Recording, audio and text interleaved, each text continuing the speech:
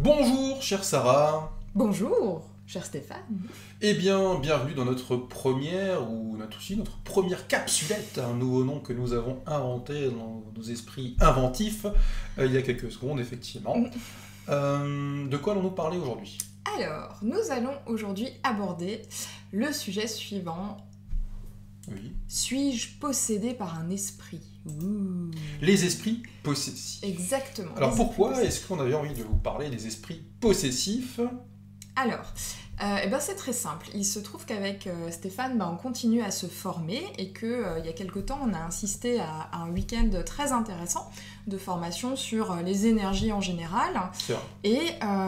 et bien les âmes en particulier.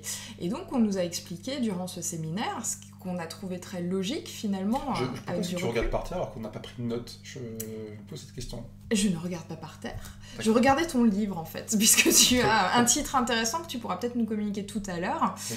Donc je disais que durant ce séminaire, cette formation, on nous a expliqué que finalement, nous pouvions tous être entre guillemets, possédés. Alors, on va dédramatiser la possession parce que la façon dont on nous l'a expliqué, c'est très logique. C'est quelque chose qui est très soft, on va dire, qui n'a rien à voir avec la religion, les démons ou quoi que ce soit d'autre. Et que ça pouvait être intéressant pour vous de connaître justement ces éléments, puisque vous allez peut-être y retrouver des choses qui vous sont déjà arrivées, des choses qui peut-être aujourd'hui vous empêchent d'être vous-même, vous empêchent de réaliser ce que vous souhaitez, ou même des fois vous font faire des choses dont vous n'avez strictement pas envie. Ça peut exister, et ma foi, il y a des choses toutes simples à faire pour pouvoir dépasser ce phénomène-là. Mais avant cela, Oui. nous allons expliquer ce que sont des âmes, Vas-y, concrètement. démarre. Alors, dans notre vision des choses, puisque bien évidemment, tous les propos que nous allons maintenant exposer nous regardent nous-mêmes, C'est d'accord? ça. Donc vous êtes libre bien évidemment d'y D'y adhérer, croire ou pas. ou de pas d'y adhérer, ça changera pas la face Si du vous n'y monde. croyez pas, zappez tout de suite cette vidéo. Non, vous regardez là, c'est marrant. Ça peut être drôle. Donc, qu'est-ce qui se passe en fait quand on meurt? Eh bien, enfin, même quand on vit, ce qu'il faut savoir, c'est qu'on est tous, on a tous une âme, en fait. C'est-à-dire qu'au-delà de ma réalité physique, mon corps, ce magnifique corps d'athlète, eh bien, j'ai une âme. Et quand on meurt, en fait, cette âme va quitter notre corps, et logiquement, elle va être amenée dans une autre dimension, entre parenthèses. Elle va retourner à la lumière, à Dieu, à ce que vous voulez, en fait, d'une certaine manière, À la source. à la source, sans aucune notion de religion, bien évidemment. Malheureusement pour certaines de ces âmes, certaines restent en fait prisonnières sur Terre, et ce pour plusieurs raisons. Mais pourquoi? Bah justement, alors on peut très bien en tant qu'âme ne pas savoir qu'on est mort, puisqu'effectivement il n'y a pas de rupture de conscience. C'est-à-dire que si maintenant je devais être amené à mourir, mon âme me dirait « Oh merde, j'ai mon corps qui est par terre, qu'est-ce qui est en train de se passer ?» Mais j'aurais pas cette compréhension du fait que je sois mort. Et c'est ce qui fait que certaines âmes vont errer, ce qu'on appelle les fantômes, entre parenthèses, Les âmes errantes. les âmes appelez ça errantes comme vous voulez. qui vont rester dans des maisons, dans des lieux, même un peu partout. Dans la rue, un peu partout. À leur bureau. Exactement. Chez le médecin, on a même entendu parler de Bah, ça. dans les hôpitaux, dans les endroits un peu particuliers. Des gens qui restent en salle d'attente pendant comme ça des décennies. Exactement. En fait, il n'y a pas de notion de temps, donc finalement, le temps de prendre conscience qu'on est mort, ça peut durer plusieurs années, voire plusieurs centaines ou milliers d'années. C'est vrai. Donc, en quelque sorte, tu es en train d'expliquer qu'elles ont loupé le bus pour aller vers un oui, autre monde. c'est une très belle métaphore, merci Sarah. Très belle métaphore. Donc, vous avez loupé votre bus pour pouvoir remonter à la source. Ce qui se passe après, c'est que finalement, on va essayer déjà d'évoluer en tant qu'âme, sauf qu'on ne peut pas, puisque une fois que finalement notre vie terrestre est terminée, notre vie terrestre, elle est là justement pour faire évoluer notre âme. Mais une fois qu'on a une âme, on va dire en errance, c'est comme si on était bloqué. Et pire que ça, si on est mort par rapport à des pathologies, par rapport à certaines problématiques, finalement, notre enveloppe garde encore ces pathologies. Donc si vous avez des rhumatismes, vous gardez vos rhumatismes quand vous êtes On une âme. continue de souffrir, c'est pas cool. C'est plutôt pas cool. Et donc, je parlais déjà de ça, donc cette notion de je ne comprends pas que je suis mort, mais il y a aussi quelque chose d'important, c'est la notion de vouloir continuer éventuellement sa mission de vie, ou de vouloir aider les proches qui sont en train de pleurer notre Et qui départ. sont tristes. Et qui nous retiennent d'une certaine manière. Exactement. C'est très juste. Et ce qu'il faut aussi comprendre, c'est que quand une personne qu'on aime meurt, il est important de la laisser partir. Et on s'aperçoit que dans beaucoup de civilisations, le moment de la mort coïncide avec une grande fête, en fait. On se dit, c'est génial, enfin il quitte son enveloppe charnelle, il va pouvoir s'éclater en haut, manger, boire, faire la fête, vivre de toutes ses passions, sans aucune limitation. C'est vrai que c'est très culturel en fait. Il y a des civilisations dans lesquelles on s'apitoie sur le sort des morts, et d'autres où on vit ça finalement comme un simple passage, quelque chose qui mène vers un autre monde. Je rêvais d'un autre monde. Je rêvais d'un autre monde. Et donc, qu'est-ce qui se passe par rapport aux esprits possessifs à ce moment-là ? Les esprits possessifs, donc, ce sont des esprits qui sont peut-être soit, en colère, soit qui ont envie de rester parce que justement il y a une souffrance, soit qui n'ont pas conscience qu'ils sont morts. Ces esprits vont, on va dire, se balader, vont rester sur Terre et vont, des fois, avoir envie, finalement, d'interagir avec des personnes. Et déjà, la première problématique, c'est que, généralement... On les voit pas, on les entend pas. On les voit pas, on les entend pas. On ne les sent pas. Donc sauf exception. Oui. Donc c'est déjà une problématique pour eux, parce que déjà, elles se sentent encore un peu plus isolées que ça. Ça peut les rendre très tristes, ça peut les rendre en colère. Ouais. Et... pour qu'un esprit puisse posséder une personne, il faut qu'il y ait des circonstances particulières. Est-ce que tu veux nous en parler ? Je veux bien t'en parler, ma chère Sarah. Alors déjà, la première chose, c'est que, en fait, autour de notre corps physique, de notre réalité physique, on a une barrière énergétique qu'on va nommer notre aura. Donc il y a différents corps qui sont dedans, dont le corps éthérique, le corps astral causal, etc., etc., etc. Plus votre densité d'aura est importante, c'est comme des anticorps, moins vous allez être sensible aux agressions énergétiques extérieures et sensible à la possession.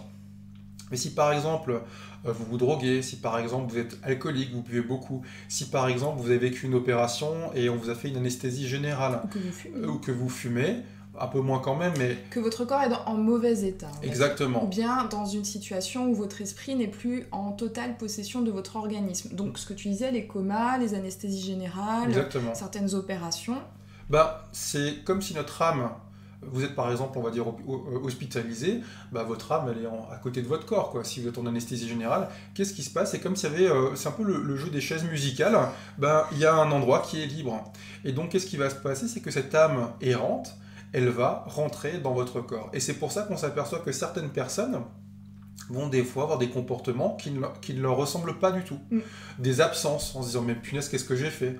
On se dit « ah mais d'habitude, je suis pas aussi nerveuse. » Et quand on a ce genre de symptômes, on peut se poser réellement la question de savoir est-ce que on n'a pas un passager avec nous. Alors, ce qu'il faut comprendre... Oui, vas-y. Je me permets juste une parenthèse. Oui. Il faut savoir que cette âme qui est entrée dans votre corps n'a absolument pas conscience qu'elle vous dérange, en fait. Pour elle, elle a simplement trouvé... c'est un peu comme des naufragés, finalement, qui trouvent un navire sur lequel ils peuvent s'accrocher, sur lequel ils peuvent monter pour pouvoir se sauver des eaux. Et donc, elle n'a absolument pas conscience qu'elle est là en clandestine. Et vous-même, lorsque votre âme réintègre votre corps, vous n'avez absolument pas la notion que cette autre âme est là avec vous. Mais comme tu le disais, ça peut s'exprimer par différents comportements, différentes réactions. De la colère, des comportements qui ne sont pas forcément habituels. Des habitudes que vous prenez que vous n'aviez pas du tout auparavant. Il y a même le cas, on nous avait parlé d'une dame qui, après une opération, une dame suisse, s'est mise à parler avec l'accent marseillais. Tout simplement parce qu'il y a une âme qui s'est collée à elle et qui était originaire du Sud. Alors, ce que je voulais dire, c'est qu'il est important aussi de dissocier les esprits possessifs de tout ce qui est, on va dire, religieux dans l'extrême. Démoniaque, tu veux dire ? Voilà. Quand on parle de possession, on a toujours l'impression, on voit des curés, on voit des personnes religieuses qui se baladent avec un crucifix, qui balancent de l'eau bénite et qui vont crier des psaumes en latin ou en hébreu, ou en ce qu'on veut en fait. Imaginez-vous que vous êtes mort. Déjà, vous ne savez pas que vous êtes mort. Vous êtes en errance, personne ne vous voit, personne ne vous entend, et vous avez une espèce de psychopathe qui se dresse devant vous, on dit « Oui, recule, rentre dans ton truc !» Démon. Franchement, il y a quand même plus sympa.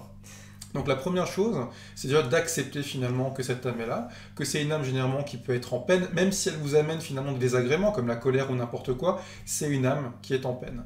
Et pour avoir expérimenté justement des dépossessions, on va dire, un protocole qui a aidé les âmes à finalement aller vers l'autre monde. On s'aperçoit réellement, alors faut le vivre pour le croire hein, concrètement, hein. On commence à pleurer parce qu'on sent effectivement qu'on ressent l'émotion de l'âme qui est collée à nous, on sent la joie qu'elle a de retrouver les gens qu'elle aimait, de partir. C'est une expérience vraiment très très intéressante à vivre. Alors, pour les personnes... Et il faut savoir aussi, j'ajoute juste avant que tu nous présentes l'ouvrage de référence, hein, il faut savoir aussi que le protocole se déroule de manière très douce. C'est comme si vous parliez à une personne qui se trouve là présente dans la pièce, en lui expliquant, tu n'avais pas conscience que tu n'avais plus de corps physique, tu as cherché des solutions pour pouvoir continuer à interagir avec les gens, malheureusement, aujourd'hui tu es dans le corps d'une autre personne et tu pompes l'énergie, entre guillemets, de cette personne. Toi, tu as ta place ailleurs. Donc on lui explique tout ça, on sent vraiment un apaisement chez ces âmes qui comprennent tout d'un coup ce qui leur arrive et à qui on offre l'opportunité d'aller vers un ailleurs qui est bien meilleur pour elles, qui leur est adapté, puisque n'ayant plus de corps physique, elles ne peuvent plus rester chez nous dans la matière. Voilà, c'était juste la petite parenthèse. Je vais vous présenter l'ouvrage de référence qui s'appelle Les Esprits Possessifs, qui a été écrit par Edith Fior, ou Fiore, je ne sais pas, aux éditions... Si vous êtes italien, c'est Fiore. Exact. Alors je vous le montre ici, voilà, ça ressemble à ça. Les Esprits, vous le trouvez dans toutes les bonnes librairies, vous le trouvez sur internet, voilà. Très, très simple à lire. On nous donne finalement des explications, on nous donne aussi les modalités pour pouvoir justement... aider, accompagner les esprits à remonter. Donc ça, c'est intéressant. Oui. Je viens de manger, donc j'ai un petit... Il y a la digestion qui se fait. Petit manquement. T'étouffes pas quand même? En direct. La mort en direct. Ah non, ouais. La mort en direct. Avait-il quelque chose... Ah oui, bon alors, bien évidemment, si vous avez des questions par rapport à ce sujet, on est à votre disposition. Posez-les en dessous de la vidéo. Tout à fait. Alors, comment savoir si, par exemple, on a avec nous des accompagnants, on va dire ça comme ça, des esprits qui nous accompagnent? Tout simplement, observez-vous. Si vous avez des réactions que vous n'avez pas l'habitude d'avoir, si vous avez des ressentis que vous n'avez pas l'habitude d'avoir... Si vous êtes très fatigué. Si vous êtes très fatigué, il est possible que vous ayez avec vous des âmes qui vous accompagnent et qui ont essayé de chercher avec vous de l'aide. Donc il faut vraiment les voir pas comme quelque chose de négatif, pas du tout. C'est juste des personnes qui ont besoin d'être aidées. Donc en ce sens, ayez de la compassion pour ces personnes-là. Et si vous ressentez ce genre de symptômes, on va dire, faites-nous signe, puisque du coup on a eu la chance d'avoir le protocole nécessaire pour pouvoir aider les personnes qui sont dans ce cas de figure. Alors, le protocole est aussi disponible dans le livre. Et également dans le livre, si vous vous procurez le livre, vous pouvez le faire vous-même. Voilà. Après, nous, on a un protocole un tout petit peu différent puisqu'il intègre une part énergétique. Oui. On a un peu cette expérience aussi, mais il n'y a pas besoin de sortir de Saint-Cyr et d'être, comme on le dit souvent, un grand mage ultime pour pouvoir... C'est à la portée de tout le monde. Exactement. Écoutez, on en a fini avec cette intervention. En revanche, on avait quelques éléments à vous communiquer. Oui. Bien évidemment, 2 éléments qu'on reprend toujours. Donc, le premier, c'est simple, c'est que tu as écrit un livre. Oui, alors, comme vous avez sans doute dû le suivre... Oh, tu es un magicien. Donc, effectivement, le lancement de ce livre, Se réconcilier avec son corps, donc, que j'ai écrit pour que vous puissiez avoir les outils nécessaires à prendre soin vous-même de votre santé, de votre vitalité. Donc, vous avez tous les éléments dans ce livret, qui est encore qui est disponible du coup à la vente. Alors 5 jours encore en pré-vente durant encore 5 jours jusqu'à la fin de la semaine. Voilà. 6 €. C'est 6 balles. Modique. Donc ensuite, 6 petits pains. Ensuite, il passera à 10 € et vous avez vraiment dans ce livret tous les éléments nécessaires pour que vous puissiez chez vous comprendre comment marche votre corps et comprendre comment en prendre soin. C'est un petit peu comme si vous étiez au volant d'une Ferrari et qu'on vous donnait le manuel pour que vous puissiez l'entretenir au mieux. Plutôt pas mal. Il fait partie de la collection. Donc, il fait partie de la collection. De Ista Bien-être, donc sur la mémoire cellulaire, pour ceux qui sont toujours intéressés par les effets spéciaux qu'on fait, la mémoire cellulaire. Magie. Et on voulait vous donner encore une autre information, c'est-à-dire le lancement d'un site de formation qui va être lancé officiellement demain. Donc on va juste vous basculer rapidement sur le site. On va juste sur le site. Donc estiaformation.com. Et à quoi ça ressemble? Tadam. Oula. Ah, il manque... La boulette. La boulette il y a la un boulette petit technique. souci de pochette, là. La boulette technique. Donc effectivement, avec toutes nos formations, un petit cadeau, bien évidemment, qu'on vous Comme donne. toujours, on aime bien Comme vous gâter. toujours. Un manuel Voilà. et des webinaires interactifs qui vous sont proposés. On n'en dit pas plus, on fera le lancement officiel demain. L'idée pour nous, c'est vraiment que vous puissiez trouver sur une seule plateforme tout ce qui vous est proposé, tout ce qui est à votre portée. Donc on vous avait parlé du site lesmémoirescellulaires.fr la semaine dernière, où vous retrouvez tout ce qui concerne la mémoire cellulaire. Et là, aujourd'hui, on vous propose une sorte de résumé, on va dire, de toutes les formations à votre portée pour pouvoir être... beau, riche, intelligent. C'est déjà le cas pour beaucoup de personnes. Enfin voilà, bon, j'exagère un peu, c'est n'importe quoi. Mais voilà, ça vous permet au moins de savoir où trouver les éléments que vous souhaitez, si vous souhaitez intégrer une de nos formations.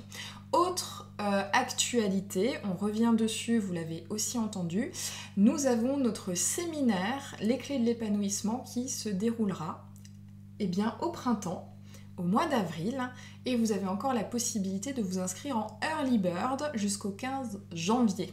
Donc Early Bird, ça veut dire bien sûr tarif préférentiel, et même pour les 5 premiers, on a une petite surprise qui vous est donnée. On en parlera plus tard. On en parlera plus tard. Le suspense. On vous embrasse. Gros bisous. Fini la capsulette. Portez-vous bien. Prenez soin de vous, et on vous embrasse très fort. Ciao.